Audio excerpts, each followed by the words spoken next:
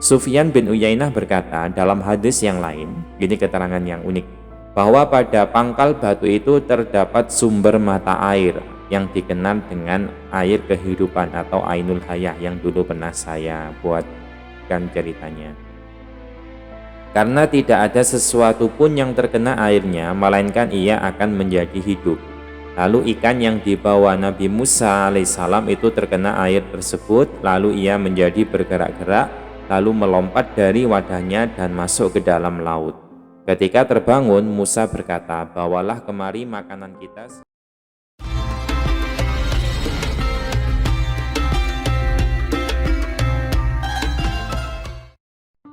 Ma'asyiral muslimin rahimakumullah. Salah satu kisah Nabi yang termaktub dalam Al-Quran, yang diceritakan dalam Al-Quran yang panjang, yakni kisah Nabi Musa alaihissalam berguru kepada Nabi Khidir alaihissalam, yakni dalam Quran surah Al-Kahfi. Lalu bagaimana kisah lengkapnya dijelaskan oleh Ibnu Katsir dalam kitab beliau Qisasul Anbiya. Ibnu Abbas berkata, Ubay bin Ka'ab memberitahukan kami bahwa ia pernah mendengar Rasulullah SAW bersabda, "Sesungguhnya Nabi Musa alaihissalam pernah berdiri berkhutbah kepada Bani Israel. Lalu beliau ditanya, siapakah manusia yang paling berilmu? Nabi Musa menjawab, aku. Lalu Allah menegurnya karena ia belum memberikan ilmu kepadanya. Kemudian Allah memberikan wahyu kepada Nabi Musa, sesungguhnya aku mempunyai seorang hamba yang berada di pertemuan antara dua laut. Dia lebih berilmu daripada engkau. Musa bertanya, ya Tuhanku, bagaimana caranya aku bisa menjumpainya? Dia menjawab, pergilah dengan membawa seekor ikan yang agak besar dan letakkan di dalam sebuah zambil. Zambil itu sebuah tempat yang cukup untuk memuat 15 sok. Lalu di mana ikan itu hilang, disitulah Khidir berada. Kemudian Musa mengambil ikan dan meletakkannya di dalam sebuah tempat sebagaimana dimaksud. Lalu ia pergi bersama seorang pemuda yang bernama Yusha bin Nun, sehingga keduanya sampai di sebuah batu besar. Lalu meletakkan kepalanya dan tertidur. Disitulah ikan itu bergerak-gerak di dalam wadah tersebut, lalu melompat keluar dan jatuh ke laut, dan ikan itu pun melompat mengambil jalannya ke laut.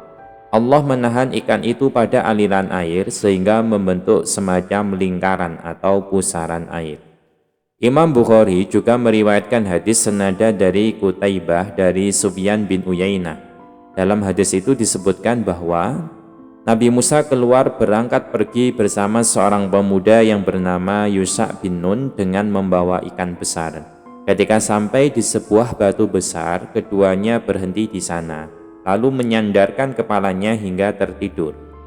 Sufyan bin Uyainah berkata dalam hadis yang lain, ini keterangan yang unik, bahwa pada pangkal batu itu terdapat sumber mata air yang dikenal dengan air kehidupan atau Ainul Hayah yang dulu pernah saya buatkan ceritanya. Karena tidak ada sesuatu pun yang terkena airnya, melainkan ia akan menjadi hidup. Lalu ikan yang dibawa Nabi Musa alaihissalam itu terkena air tersebut, lalu ia menjadi bergerak-gerak, lalu melompat dari wadahnya dan masuk ke dalam laut. Ketika terbangun, Musa berkata, bawalah kemari makanan kita, sesungguhnya kita telah merasa letih karena perjalanan kita ini.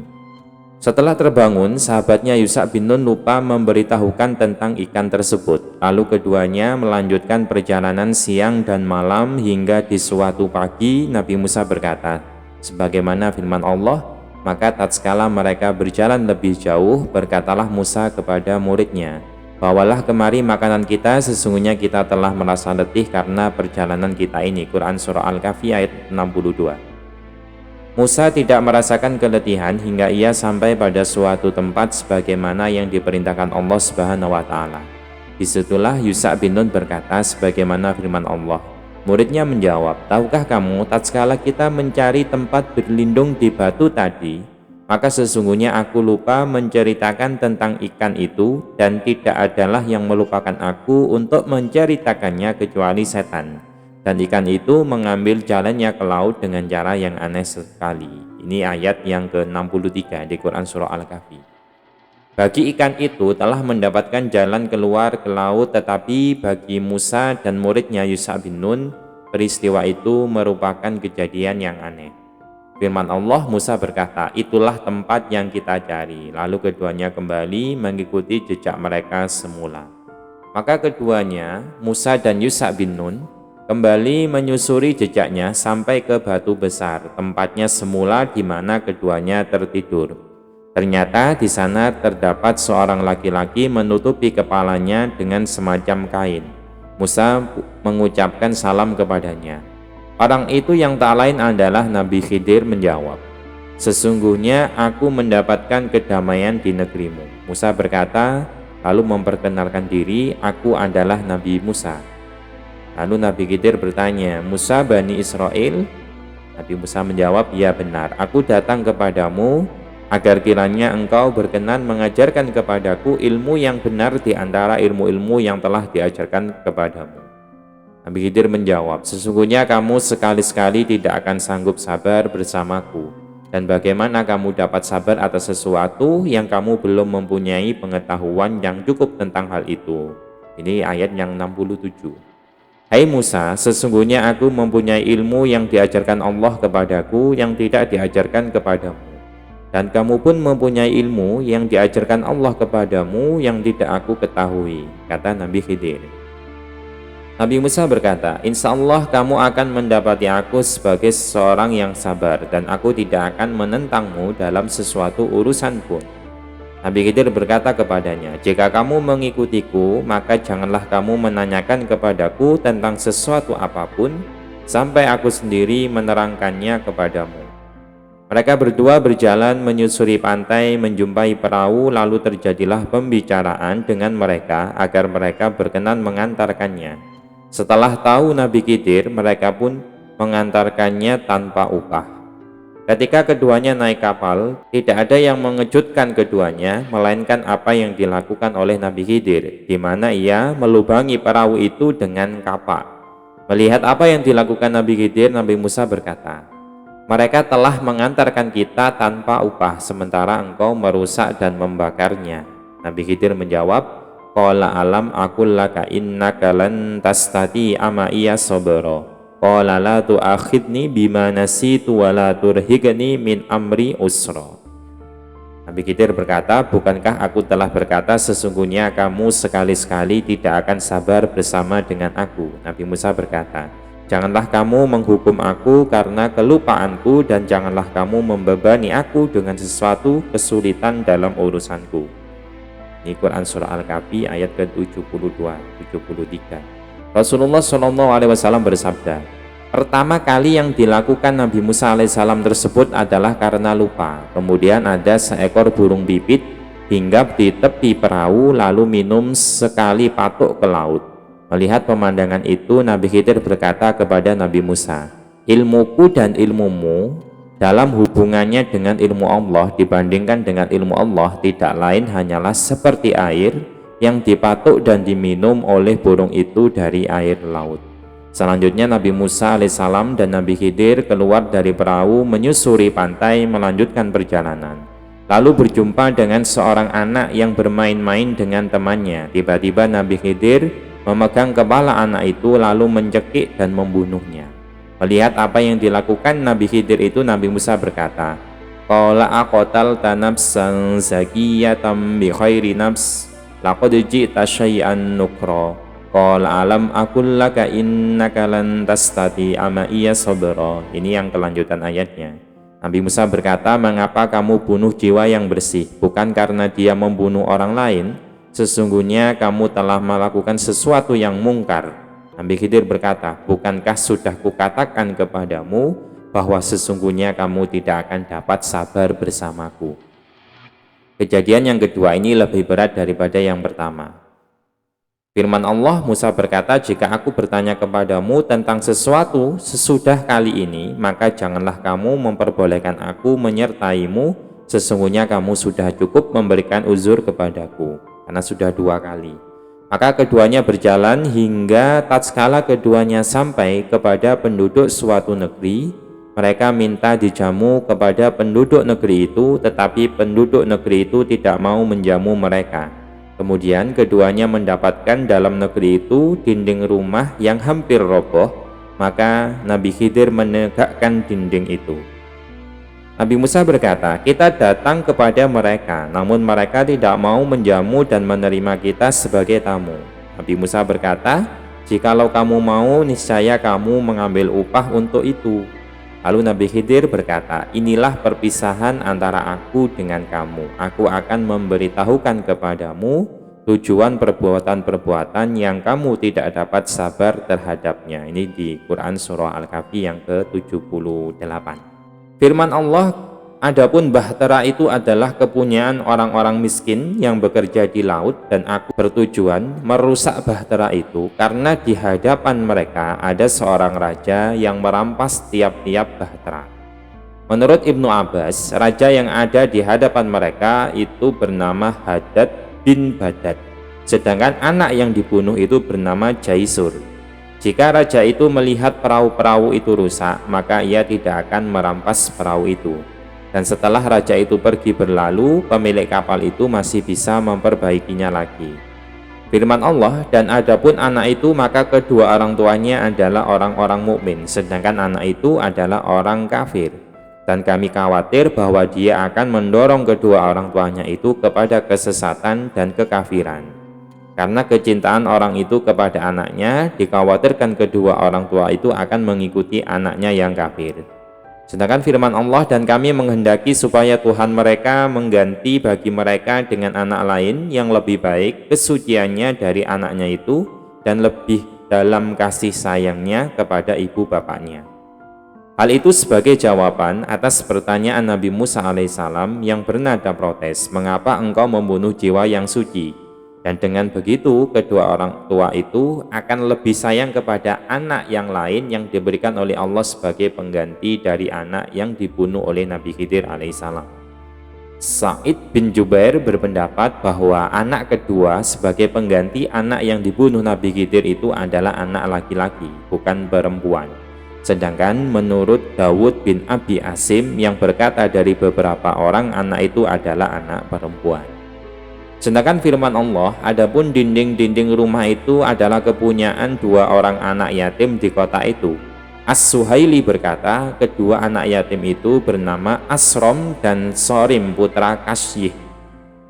Dan di bawahnya ada harta benda simpanan bagi mereka berdua. Ada yang mengatakan bahwa harta benda itu berupa emas, demikian menurut yang dikatakan oleh Ikrimah. Ada pula yang mengatakan bahwa simpanan itu berupa ilmu, sebagaimana yang dikatakan oleh Ibnu Abbas. Yang mendekati pada kedua pendapat itu adalah bahwa simpanan itu berupa lauh atau semacam lempengan dari emas yang bertuliskan ilmu. Al-Bazzar berkata, Ibrahim bin Sa'id al-Jauhari memberitahu kami, Bashar bin Mundir memberitahu kami, Haris bin Abdullah al-Yasubi memberitahu kami dari Asyasi bin Abbas al-Khosyani dari Ibnu Hujairah dari Abu Dzar. Ia berkata bahwa simpanan sebagaimana yang disebutkan Allah di dalam Al-Quran itu berupa lauh atau semacam lempengan emas yang bertuliskan, aku merasa heran terhadap orang yang percaya terhadap takdir, bagaimana ia masih mengeluh. Aku heran terhadap orang yang menyebut neraka, mengapa ia masih bisa tertawa. Dan aku merasa heran terhadap orang yang menyebut kematian, bagaimana ia melalaikan la ilaha illallah. Demikian menurut riwayat dari Hasan al-Basri, Umar Maula Afroh, dan Ja'far as-Sadiq. Selanjutnya Nabi Musa berkata, aku berharap kiranya engkau Nabi Khidir memberikan wasiat kepadaku, di mana dengan wasiat itu Allah berkenan menjadikannya bermanfaat bagiku. Jadi ini minta nasihat sebelum berpisah dengan Nabi Khidir. Lalu Nabi Khidir berkata, wahai penuntut ilmu, sesungguhnya orang yang berkata itu kecil kemungkinan mengalami kejenuhan ketimbang orang yang mendengarkan. Oleh sebab itu, janganlah engkau membuat kejenuhan terhadap pendengarmu ketika engkau berkata kepada mereka, ketahuilah bahwa hatimu itu laksana bejana, maka perhatikanlah apa yang hendak engkau isikan ke dalamnya. Kenalilah duniamu dan letakkanlah di belakangmu, karena dunia itu bukanlah negerimu dan bukan pula sebagai tempat yang abadi bagimu. Ia hanyalah sekedar sebagai sarana dan modal untuk mencapai kebahagiaan hidup yang abadi ketika kembali ke hadirat Tuhan. Teguhkanlah diri dengan penuh kesabaran untuk membebaskan diri dari dosa. Wahai Musa, bersungguh-sungguhlah dalam menuntut ilmu jika engkau ingin mendapatkannya, karena ilmu hanya akan diperoleh oleh orang yang bersungguh-sungguh dalam usaha untuk mendapatkannya. Janganlah engkau banyak bicara karena merasa memiliki banyak ilmu, karena dengan banyak bicara, kredibilitas ulama menjadi tercoreng dan keburukan orang-orang yang tidak mengerti menjadi terbuka. Hendaklah engkau bersikap sederhana dan bersahaja, karena hal itu merupakan taufik dan keselamatan. Berpalinglah dari orang-orang yang bodoh dan bersikaplah yang bijak serta bersabar dalam menghadapi mereka, karena yang demikian itu merupakan sikap orang-orang yang bijak atau hukama dan perhiasannya ulama. Jika engkau dicaci maki oleh orang yang bodoh, diamlah dengan penuh kesabaran dan hindarilah ia, karena jika tidak engkau akan tertular olehnya. Bahkan bisa jadi akan lebih parah. Wahai putra Imron, janganlah engkau melihat dirimu telah diberi ilmu, melainkan hanyalah sedikit. Janganlah engkau membuka pintu jika engkau tidak tahu cara menutupnya, dan jangan pula menutupnya jika engkau tidak tahu cara membukanya. Wahai putra Imron, barang siapa yang keinginan dan kecintaannya pada dunia tidak ada ujungnya, dan tidak pula memandang hina serta tertekan oleh keinginan urusan dunia, maka bagaimana ia bisa menjadi orang yang zuhud? Akankah orang yang dikuasai nafsunya akan dapat melepaskan diri dari jeratan kejahatannya, dan akankah belajarnya itu berguna? Sementara ia selalu berkutat pada tindakan kebodohan-kebodohannya. Sesungguhnya ia berjalan menuju akhirat sementara ia menghadap pada dunia. Wahai Musa, belajarlah ilmu untuk engkau amalkan, janganlah engkau mempelajari ilmu hanya untuk berdebat dan bahan pembicaraan, supaya ilmu itu menjadi pelita bagimu dan penerang bagi yang lain. Wahai Musa bin Imron, jadikanlah zuhud dan takwa sebagai pakaianmu, ilmu dan zikir sebagai kata-katamu, perbanyaklah berbuat kebajikan, karena engkau tidak bisa terhindar dari keburukan. Jadikanlah hatimu takut kepada Tuhan, karena dengan begitu Tuhanmu akan ridho. Beramallah yang baik, karena engkau tidak bisa terhindar dari berbuat keburukan. Aku telah memberikan petuah kepadamu, hendaklah engkau menjaganya. Sabda beliau selanjutnya. Setelah itu Nabi Khidir pergi berlalu, sementara Nabi Musa tinggal seorang diri sedih dan menangis. Demikian sebagaimana yang diceritakan oleh Ibnu Asakir di dalam kitab Mukhtasornya. Wallahu a'lam bisihhati hadhil hikayah.